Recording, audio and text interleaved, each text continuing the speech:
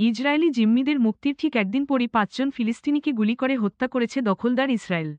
মঙ্গলবার ১৪ অক্টোবর গাজা সিটির পূর্বাঞ্চলীয় সিজাইয়া এলাকায় এই ঘটনা ঘটে। আন্তর্জাতিক সংবাদমাধ্যম আল জাজিরা তথ্যটি নিশ্চিত করেছে। ইসরায়েলি প্রতিরক্ষা বাহিনী আইডিএফ জানিয়েছে, নিহত এই ৫ জন যুদ্ধবিরতির অংশ হিসেবে সামরিক বাহিনী যে ইয়েলো লাইন পর্যন্ত প্রত্যাহার করেছে তা অতিক্রম করেছিল। আইডিএফের পক্ষ থেকে আরও জানানো হয়, হামাসের সঙ্গে যুদ্ধবিরতি কার্যকরের পর ইসরায়েলি সেনারা একটি নির্দিষ্ট স্থানে সরে গিয়েছে, যেটিকে তারা হলুদ সীমা হিসেবে চিহ্নিত করেছে।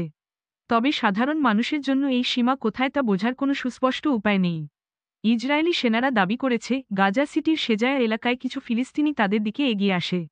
সেই সময় তাদের লক্ষ্য করে সরাসরি গুলি ছোড়া হয়। তারা প্রথমে ভয়ভীতি দেখিয়ে ফিলিস্তিনিদের সরিয়ে দেওয়ার চেষ্টা করেছিল, কিন্তু তারা না সরায় নিজেদের জন্য হুমকি হিসেবে অভিহিত করে গুলি ছোড়া হয়েছে। তবে নিহত ফিলিস্তিনিদের কাছে অস্ত্র ছিল কিনা সে বিষয়ে দখলদাররা কিছু নিশ্চিত করেনি। ইসরায়েলি সেনাবাহিনী গাজার বাসিন্দাদের প্রতি আহ্বান জানিয়েছে, আমাদের সেনাদের কাছে না আসার নির্দেশনা মেনে চলার আহ্বান জানাচ্ছি আমরা। গত শনিবার আনুষ্ঠানিকভাবে গাজায় যুদ্ধবিরতি শুরু হয়। এর অংশ হিসেবে গতকাল হামাস ২০ জন জীবিত জিম্মি ও ৪ জন মৃত জিম্মির মরদেহ ফেরত দিয়েছে।